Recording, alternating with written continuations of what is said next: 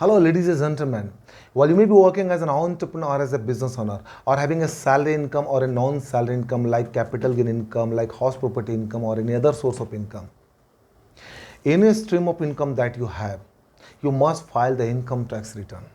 आपको income tax return जरूर file करनी चाहिए. And what are the different forms of income tax return that you have to use while you are filing the income tax return, and to whom the income tax return is mandatory required to file it, I'm going to explore in this video. Hi, this is Sajjan Singh, your speaker on business transformation and tax compliance, is going to explore about the income tax return and income tax return. बहुत ही mood में हो, बहुत ही जोश में हो, video को and तक देखना, लाइक करना, बिकॉज इस वीडियो में मैं आपको बताने वाला हूँ कौन सा फॉर्म किसके लिए कब अप्लीकेबल है एंड किसके लिए mandatory income tax return file करना जरूरी है. बहुत ही इंपॉर्टेंट है. So while we come to the income tax return, right, first of all you must know the income tax return file number in the previous financial year. आपको पिछले financial year में कितना इनकम टैक्स रिटर्न फाइल हुआ है, ये आपको number जानना जरूरी है. And you would be surprised to know, because being a citizens of India, being a responsible persons of India, आपको ये जानना जरूरी है, आपको ये जानना जरूरी है. इंडिया हमारा डेवलप कंट्री नहीं है, डेवलपिंग कंट्री में. और ये डेवलपिंग में क्यों है, आपको ये नंबर से पता चलेगा, आपको ये नंबर से पता चलेगा. So in a previous financial year, that is 2021 and 2022, total number of income tax return that has been filed, and it is around 5.83 CR. 5,83,00,000 लोगों ने इनकम टैक्स रिटर्न फाइल किया. एंड जब मैं 5,83,00,000 लोगों ने बोलता हूँ ना, इसमें सारे पर्सन्स इंक्लूड है. And what is the India's population?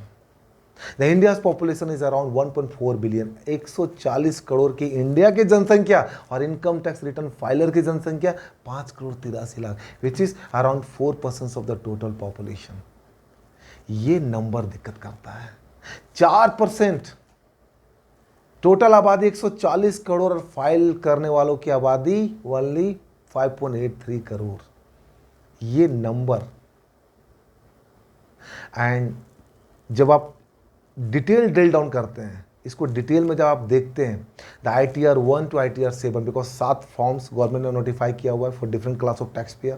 तो ITR 1, ITR 2, ITR 3, ITR 4, ITR 5, ITR 6, ITR 7, जब इस 7 फॉर्म्स को आप देखते हैं, ITR 1 फाइलर की संख्या 50%, ITR 2 फाइलर की संख्या 12%, ITR 3 की फाइलर की संख्या 11%, ITR 4 फाइलर की संख्या 26%, एंड ITR 5, 6, 7 फाइलर की संख्या ओनली एंड ओनली 1%. जो मोटे रकम जहां से आता है गवर्नमेंट के पास, उसकी फाइलर की संख्या ओनली एंड ओनली 1%. एंड जहां से सबसे लेस इनकम आता है गवर्नमेंट को, उसकी संख्या 50%. हमारी कंट्री डेवलप्ड नहीं है, हमारी कंट्री स्टिल डेवलपिंग में है. ये नंबर चौंकाने वाला नंबर है. एंड इसीलिए इनकम टैक्स रिटर्न के बारे में जानना जरूरी है, बिकॉज बहुत सारे लोग इनकम टैक्स रिटर्न इसलिए नहीं फाइल करते हैं क्योंकि उनको पता ही नहीं चलता है कि इनकम टैक्स रिटर्न कौन सा यूज करना है, कौन सा फॉर्म यूज करना है. एंड बहुत सारे लोग तो इस प्रॉब्लम में रहते हैं कि अरे यार, अगर मैंने फाइल कर दिया तो कहीं इनकम टैक्स डिपार्टमेंट मेरे पास ना आ जाए, कहीं कोई नोटिस ना आ जाए. मेरे डियर दोस्त, मेरे प्यारे जेंटलमैन, लेडीज एंड जेंटलमैन, आपको वरी करने की जरूरत नहीं है. इनकम टैक्स रिटर्न फाइल कीजिए, no matter whether you have the taxable income और एग्जेम्प्टेड इनकम, फर्क नहीं पड़ता. आप इनकम टैक्स रिटर्न फाइल कीजिए.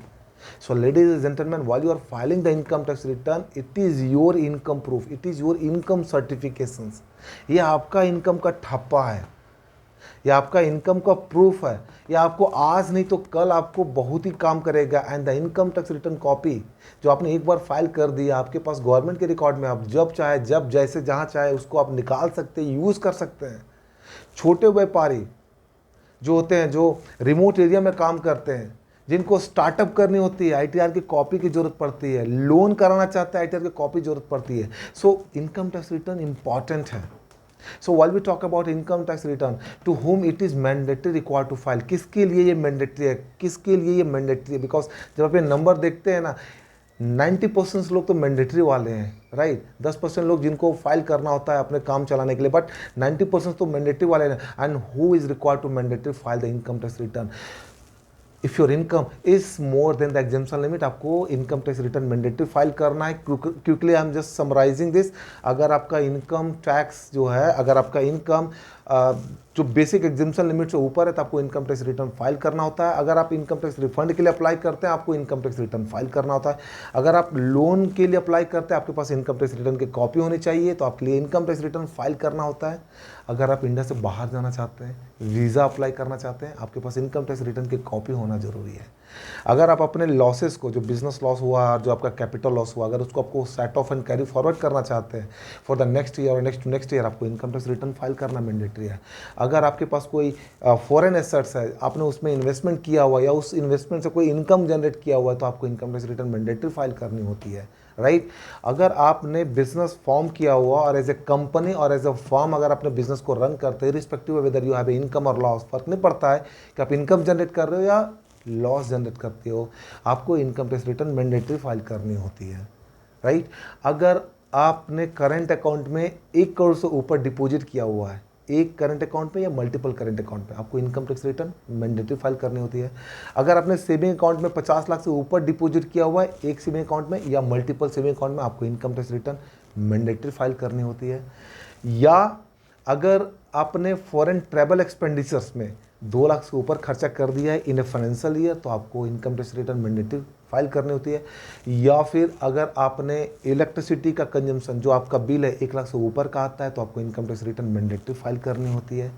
अगर आपने TDS डिडक्ट किया हुआ या TCS कलेक्ट किया हुआ और ये अमाउंट अगर 25,000 से ऊपर है देन आपको income tax return mandatory file करनी होती है।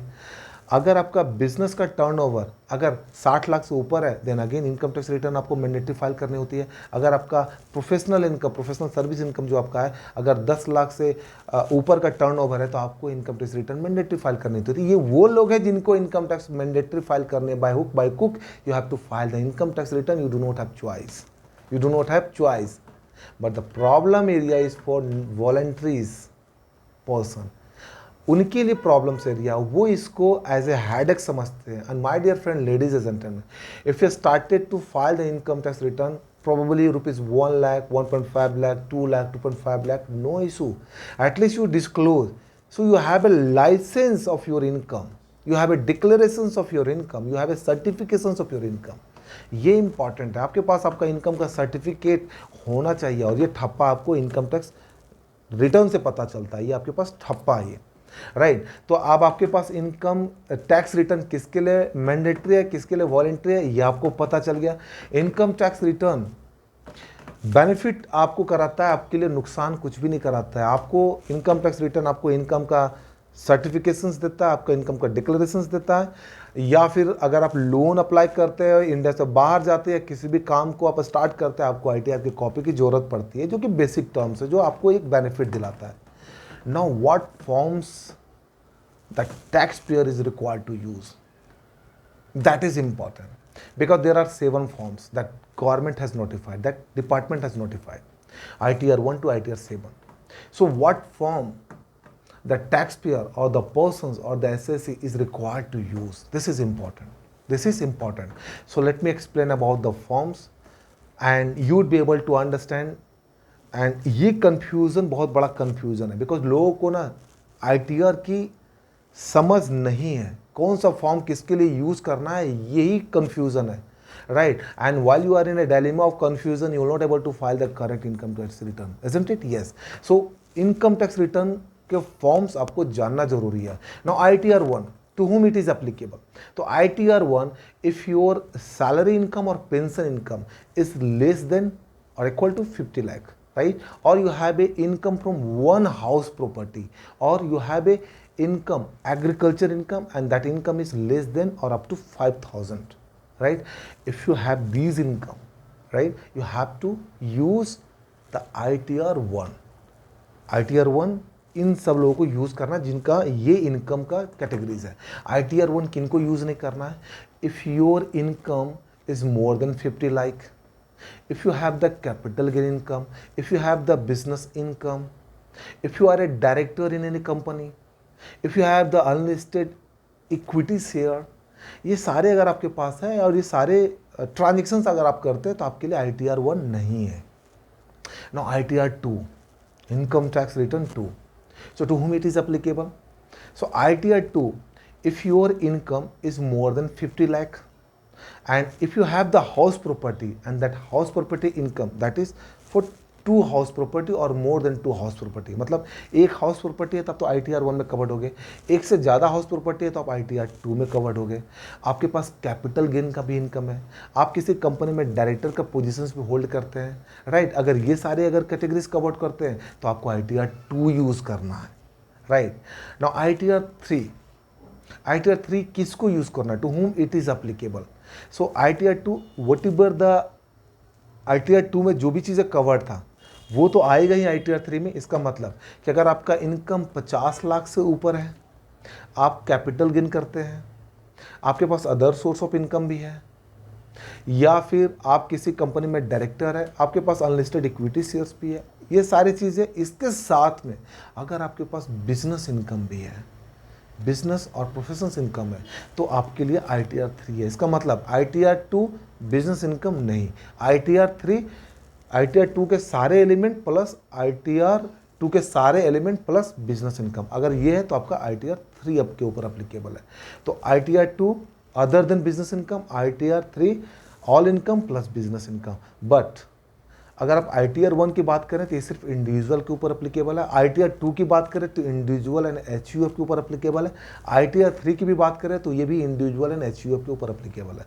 नो ITR 4, अगर आपके पास प्रेजेंटिव इनकम है, राइट, 44AD, 44AE, 44ADA, ये बेसिकली बिजनेस एंड प्रोफेशनल्स के इनकम्स, जहाँ पे आपके पास जो टर्नओवर होता है उसके बेसिस पे आपका इनकम डिटरमाइन किया जाता है। तो अगर आप प्रेजेंटिव इनकम्स में कवर्ड होते हैं तो आपको ITR 4 यूज़ करना है, राइट, आपको ITR 4 यूज़ करना है। नाउ ITR 5, तो ITR 5 to whom it is applicable? So if you are running your business with the license of association of person, body of individual, LLP, firm, अगर आप इस licence के तहत अगर आप अपने बिजनेस को रन करते हैं, राइट, तो आपको ITR 5 यूज़ करनी होती है, राइट, आपको ITR 5 यूज़ करनी होती है। समझ रहे हैं आप, सबका डिफरेंस समझ रहे हैं? ये डिफरेंस बहुत ही इंपॉर्टेंट है, ये difference ITR 1 to ITR 4 you have to understand. ITR 1 आपके पास 50 लाख से नीचे का इनकम है या 50 लाख तक है, सैलरी इनकम है, पेंशन इनकम है, या फिर अदर सोर्स ऑफ इनकम है, या फिर आपके पास एक सिंगल हाउस प्रॉपर्टी से इनकम है, या फिर आपके पास एग्रीकल्चर से इनकम है। ये सारे आपके ITR 1 में आ गए। ITR 2 में आ गए कि अगर 50 लाख से ऊपर का इनकम है, अंडरस्टैंड, और आपके पास कैपिटल गेन का भी इनकम है, आपके पास एक से ज़्यादा हाउस प्रॉपर्टी का भी इनकम है, आपके पास अदर सोर्स का भी इनकम है, और आपके पास आप किसी कंपनी में डायरेक्टर पोजीशन भी होल्ड करते हैं, आपके पास अनलिस्टेड इक्विटी शेयर है। अगर ये सारी चीज़ें आपके पास है तो आपके पास ITR 2 है, provided you should be individual और HUF only.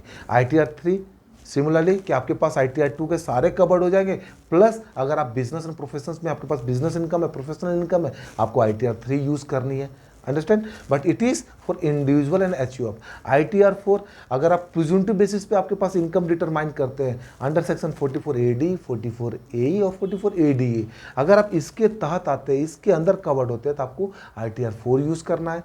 And ITR 5 again it is for licence, अगर आप होल्ड करते हैं एसोसिएशन ऑफ पर्संस का, बॉडी ऑफ इंडिविजुअल का, या फिर आप फॉर्म का, LLP का, अगर आप इसके तहत अपने बिजनेस को रन करते हैं, आपको ITR 5 यूज़ करनी होती है। And ITR 6, the ITR 6 is for the company, the private limited company और the public limited company, provided you are not availing the exemption benefit of section 11। Section 11 मैं discuss नहीं कर रहा हूँ यहाँ पे, आप बस इतना समझिए, अगर आप कंपनी रन करते हैं या फिर प्राइवेट लिमिटेड कंपनी रन करते हैं, ठीक है, तो आपको ITR 6 यूज़ करना है, राइट, ITR 6 यूज़ करना है। So if you go and see the ITR 6, so every company who are running their business under private और a public model is filing the ITR 6, ITR 6 for the private limited company or public limited company only, right? And then come to the ITR 7. So the ITR 7 is for all the financial institutions, NBFC, college universities, and then come to the political parties, या फिर कोई भी अगर आप काम करते हैं other than these 6, that would be covered under ITR 7. That would be covered under ITR 7। So ITR 7 generally रखा हुआ है कि जहाँ पे आप NBFC का काम करते हैं, फाइनेंशियल इंस्टीट्यूशन का काम करते हैं, बैंकिंग का काम करते हैं, सोसाइटीज ट्रस्ट का काम करते हैं, पॉलिटिकल पार्टीज़ में आप हैं, अगर इन सारे ट्रांजेक्शन्स में अगर आप इंगेज्ड हैं तो आपको ITR 7 यूज़ करना है। ये सारे फॉर्म्स इंपॉर्टेंट है। Now you need to understand being a taxpayer that which form is applicable to you. You need to understand this. कौन सा फॉर्म कब कहाँ कैसे applicable अब आपको चूज करना है. Are you getting my point? ITR को आपको समझना है, अपने इनकम के स्ट्रीम को समझना है, किस चीज़ का इनकम आपके पास है, कितना इनकम है, किस सोर्स का इनकम है, और उसके बेसिस पे आप अपना ITR का फाइल चूज कीजिए. ITR filing is important but incorrect filing is create a big cancers in your business, in your life. आप अगर गलत फाइल करेंगे, गलत नंबर रिपोर्ट करेंगे, then it is a problem. So what is important here is that choose the correct ITR form and file the ITR accordingly. It is important. So ITR का mandatory requirement आपने समझ लिया, ITR का benefit समझ लिया, ITR का files आपने समझ लिया कि कौन सा फॉर्म कब कहाँ किसके ऊपर अप्लीकेबल है. Now it is the time for you. It is the time for you. You start to file the income tax return. The time is going on. And while we talk about the income tax return, all those persons who are not required to do the audits, या जिसके ऊपर audits की applicabilities नहीं है, they have to file mandatory their income tax return on or before 31st July 2023 for the financial year 2022 and 2023. So while we talk about the financial year 2022 and 2023, which is going on, so all those persons to whom the audit is not applicable is required to file the income tax return on or before 31st July 2023 for the financial year 2022 and 2023. All those persons who is required to do the audits, जिसके ऊपर audit applicable है, the person is required to file their income tax return on or before 30th September 2023 for the financial year 2022 and 2023. And if a persons who are engaged in import or export, जिसके पास export और import की transactions है, जो India से बाहर भी business करता है, राइट, उनके लिए ट्रांसफर प्राइसिंग अप्लीकेबल है. And while the transfer pricing is applicable for them, the income tax return is required to be filed mandatory on before 30th November 2023 for the financial year 2021, 2022 and 2023. So it is important. आप समझ रहे हैं, income tax return बहुत important है. ये video मैं individual के लिए, HUF के लिए, जिनका ऑडिट रिक्वायरमेंट बहुत हद तक नहीं है, उनको मैं इंसिस्ट करता हूँ, रिक्वेस्ट करता हूँ कि आप अपना इनकम टैक्स रिटर्न फाइल कीजिए. अपनी पहचान बनाइए, अपना इनकम का डिक्लेरेशंस बनाइए, अपना इनकम का सर्टिफिकेशंस बनाइए.